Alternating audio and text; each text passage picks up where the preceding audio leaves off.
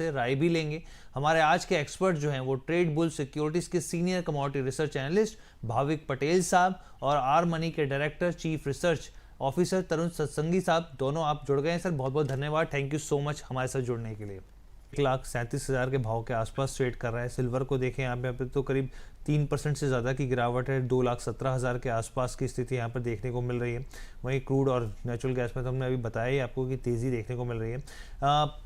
भाविक पटेल साहब, मैं आपसे समझना चाहता हूँ सर कि जिस तरीके से ट्रंप का ये बयान आया और हम लोग देख रहे थे कि पहले तो इन्होंने अल्टीमेटम दिया था, लेकिन उसके बाद फिर एकदम से बैक स्टेप आए सर, क्या ये एक जो है स्थिति ये दर्शा रहा है कि अमेरिका अब धीरे धीरे कमज़ोर होती दिख रही है, या फिर ये कहें कि उस तरीके से एग्रेसिवली अब आगे बढ़ने की क्षमता नहीं रख रही है? इसको इस परिप्रेक्ष्य में देखना चाहिए। यहाँ पर अगर देखना जाना चाहिए तो फिर इसका इम्पैक्ट कैसे होता हुआ दिखेगा कमोडिटीज बाजार में? यस, देखिए, जो आपने अभी टर्न टर्म दिया था टैको का, ट्रम्प ऑलवेज चिकन साउथ, तो ये तो हम देख रहे थे पहले भी, टैरिफ के टाइम पे भी। और इस हिसाब अभी मुझे लग रहा है कि जो यूएस का जो अट्रिशन रेट है वो थोड़ा बढ़ रहा है, कि कहीं न कहीं अगर हम देखें तो वॉर का जो ऑब्जेक्टिव है वो मिल नहीं रहा है। उन्होंने सबसे पहले बोला कि ईरान जो है वो न्यूक्लियर वेपन्स बना रहे हैं, उसकी वजह से अटैक कर रहे हैं। अब आगे जाके न्यूक्लियर वेपन्स नहीं बनेंगे। फिर उन्होंने बोला कि जो अभी जो लीडरशिप है हम उनको निकाल लेंगे, उनको भी निकाल दिया। अब उसके बाद अभी कोई एंड पॉइंट दिख नहीं रहा। देखिए, ठीक है, ये मिलिट्री जो इंस्टॉलेशन है उसके ऊपर से अटैक किया, अभी सिविलियन इंफ्रास्ट्रक्चर पे ही कर रहे हैं। और कहीं न कहीं एलआई से भी दबाव आ रहा है, जो आई थिंक क्रूड के प्राइसेज़ और स्ट्रेट ऑफ हॉर्मुज़ बंद है, उसकी वजह से वर्ल्ड प्रेशर है। और यूएस के अगर हम डोमेस्टिकली भी देखें तो ऑन एवरेज 10 में से 6 लोग सोच रहे हैं कि ये जो इराकी और ईरान की वॉर चल रही है, ईरान की वॉर, वो कहीं न कहीं सही नहीं जा रही है। ट्रम्प पे प्रेशर भी रहेगा, नवंबर में मिड टर्म इलेक्शन है और कच्चे तेल के प्राइसेज़ बढ़ रहे हैं। तो मुझे लग रहा है कहीं न कहीं, आई थिंक, जैसे सत्संगी साहब ने भी बताया, मुझे लग रहा है कि यहाँ से एटलीस्ट बॉटम जो है वो थोड़ा नियर टू आ चुका है। तो यहाँ से करेक्शन के चांसेज़ अभी थोड़े कम हैं। ये वॉर अगर खींचेगा भी तो भी मुझे लग रहा है कि ज़्यादा शायद नहीं टिकेगा, क्योंकि ट्रम्प पे ओवरऑल प्रेशर रहेगा डोमेस्टिकली और एलाइज़ के ऊपर भी। तो कहीं न कहीं मुझे लग रहा है यहाँ से एटलीस्ट थोड़ा हमें रिकवरी देखने को मिल सकती है। 4000 का लेवल जो गोल्ड स्पॉट में है, वो I think very strong support है, शायद वो ब्रेक नहीं करना चाहिए। सेम वे अगर चाँदी की बात करें तो $60 का जो सपोर्ट है, मुझे लग रहा है वो कहीं न कहीं अच्छा रह सकता है। क्योंकि ओवरऑल हम अगर लाइफ टाइम हाई से भी देखें तो 50% चाँदी में करेक्शन आ चुका है। लास्ट वीक से भी अगर सोने में देखें तो 29% करेक्शन, तो ये सिग्निफिकेंट करेक्शन है। तो ओवरऑल एक्सेस वैल्यूएशन निकल गई है। तो अभी मुझे लग रहा है कि शॉर्ट टर्म में शायद थोड़ी मार्केट जो है वो स्टेबिलिटी दिखा सकता है, और जो यहाँ से नीचे सारे एसेट क्लास है वो कहीं न कहीं मुझे लग रहा है बॉटम के नज़दीक आ चुके हैं। तो अभी नीचे का लेवल कम दिख रहा है, यहाँ से रिकवरी थोड़ी ज़्यादा लग रही है। भाविक पटेल सर, आपकी तरफ से क्या कॉल रहेगी यहाँ पर अगर देखा जाए यहाँ पे तो? वेल, इंट्राडे गोल्ड अप्रैल कॉन्ट्रैक्ट 1,36,000 के करीब बाय कर सकते हैं, 1,38,800 के टारगेट के लिए। और इंट्राडे स्टॉप लॉस रहेगा 1,35,000 का। ठीक है, तो यहाँ पे खरीदारी की जो सलाह दी जा रही है, सर ने बताया अप्रैल के लिहाज से अगर आप देखें तो 1,36,000 के भाव हैं यहाँ पे खरीदारी के। किन टारगेट्स के लिए? 1,38,800, 1,35,500 के हिसाब से यहाँ पे। जय श्री महाकाल, महाकाल जय श्री महाकाल। क्रूड के ऊपर से बस अभी हम लोग आएंगे, जितेंद्र जी का सवाल लेंगे यहाँ पर। इसके अलावा ई पावर के नाम से आइडिया करें, any news from the fatherland तो ये अमेरिका की बात कर रहे हैं। तो सर जो खबरें आती जा रही हैं हम लोग आपके सामने रखते जा रहे हैं, अपने दर्शकों के सामने, जैसे भी है यहाँ पर। और भाविक सर, एक सवाल मेरा मन में यहाँ पे ये है, क्योंकि हम लोग ये देख रहे हैं कि जिस तरीके से डॉलर इंडेक्स है वो 100 के आसपास है यहाँ पर सर। अब महंगाई जो है वो बढ़ती हुई दिख रही है, ब्याज दरों पे साफ तौर पे अब दबाव जो है वो दिखेगा। हालांकि खबरें थी कि भाई सितंबर में एक रेट कट जो है वो ड्यू है यहाँ पर। और ऊपर से हम लोग दूसरी चीज़ें भी देख रहे हैं यहाँ पर, जिस तरीके से जो बॉन्ड यील्ड है सर वो वहाँ पर जो है मजबूती दिखा रहे हैं। और इसका साफ तौर पे इम्पैक्ट जो वाइस वर्सा होता है वो गोल्ड के ऊपर देखने को मिलता है, सिल्वर के ऊपर देखने को मिलता है। सर उसके बावजूद भी हम लोग ये मान के चलें कि भाई अभी दबाव बहुत ज़्यादा नहीं होगा? देखिए, अभी के लिए फ़िलहाल तो ये गोल्ड सिल्वर दबाव में ही रहेगा, क्योंकि जो फंडामेंटल है वो थोड़े चेंज हो गए, क्योंकि अभी जिस हिसाब से वॉर चल रही है, इस हिसाब से हम देख रहे हैं कि शायद स्टैगफ्लेशन इनफैक्ट आ गया है, क्योंकि यहाँ पे हम देख रहे हैं कि इन्फ्लेशन बढ़ रहा है और इकोनॉमी है वो स्टैग्नेंट हो रही है। तो इस हिसाब से सारे वर्ल्ड बैंक्स हैं वो रेट कट तो नहीं करेंगे। मुझे लग रहा है अगर ये जो वॉर है वो 1 महीने और चला, तो शायद ये साल में रेट कट नहीं हो सकता है यूएस की तरफ से, क्योंकि इन्फ्लेशन जो है वो और बढ़ जाएँगे। तो उस हिसाब में क्या होता है कि डॉलर की जो स्ट्रेंथ होती है वो बढ़ती है, बॉन्ड्स जो है वो अट्रैक्टिव होते हैं तो उसके यील्ड्स बढ़ते हैं, जो अगेन गोल्ड और सिल्वर के लिए नेगेटिव है। बट एक बार वॉर खत्म हो जाएगी, जब मामला ठंडा हो जाएगा, तब अगेन मार्केट फोकस करेगा यूएस के डेट के ऊपर।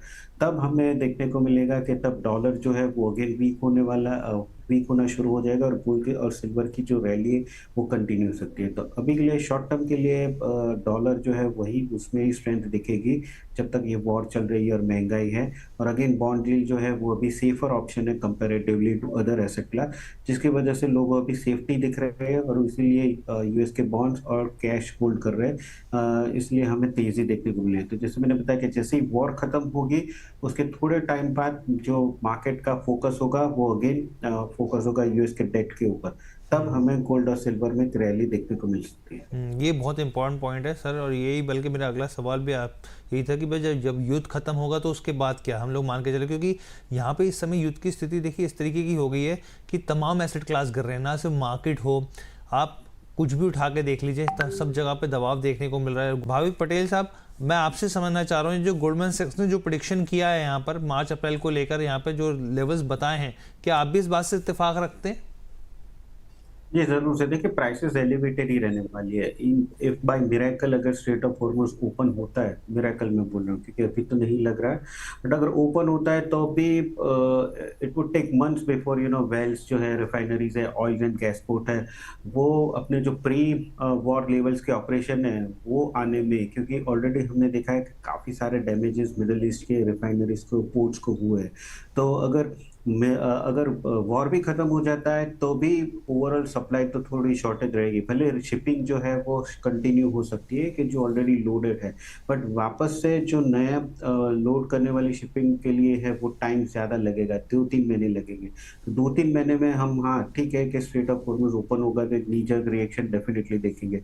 बट अगेन उसके बाद थोड़ा फंडामेंटल्स कैच अप हो जाएगा कि जहाँ पे सप्लाई कम हो रही है 1-2 महीने के लिए, तो प्राइसेस धीरे-धीरे बढ़ ही रहेंगे। तो मुझे भी लग रहा है कि एटलीस्ट ऑन एवरेज ब्रेंट अगर देखें वॉर खत्म होने के बाद भी 100 से 110 के बीच में रहेगा। आई थिंक वॉर खत्म होने के बाद 3-4 महीने के बाद ही हमें जो ब्रेंट का प्राइसेस है वो नीचे $100 या $90 के नीचे देखने को मिलेगा, क्योंकि इनिशियली काफ़ी जो डैमेज है वो रिपेयर करने में काफ़ी टाइम लगेगा।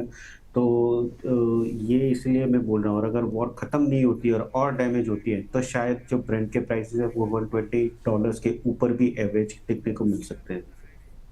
ठीक है।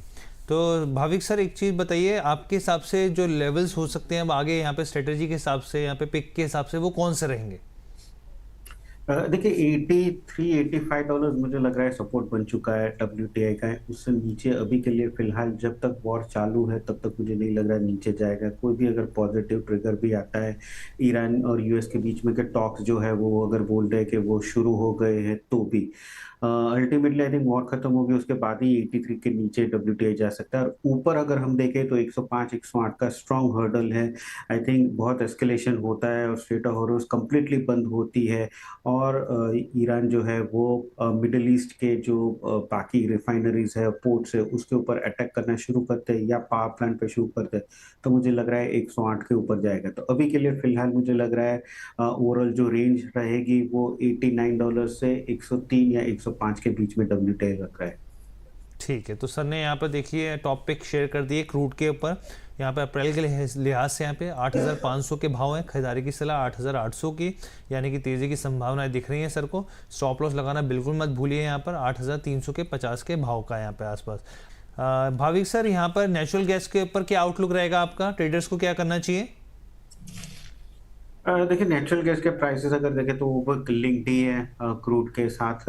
हालाँकि हमारे यहाँ जो नेचुरल गैस के प्राइसेज़ है वो हम यूएस के ट्रैक कर रहे हैं, बट अगर एशिया के और यूरोप के देखें तो वो भी एलिवेटेड है क्योंकि वहाँ पे स्कैरसिटी है, यूएस में तो कोई स्कैरसिटी नहीं है, उसकी वजह से नेचुरल गैस के प्राइस नहीं बढ़े। बट अगेन आज के दिन अगर देखें टेक्निकली तो 270 का जो लेवल है वो बार-बार हमने देखा है सपोर्ट ले रहा है, तो इंट्राडे 270 के स्टॉप लॉस से एक बार बाय कर सकते हैं। टारगेट भी छोटा रख सकते हैं 282 का।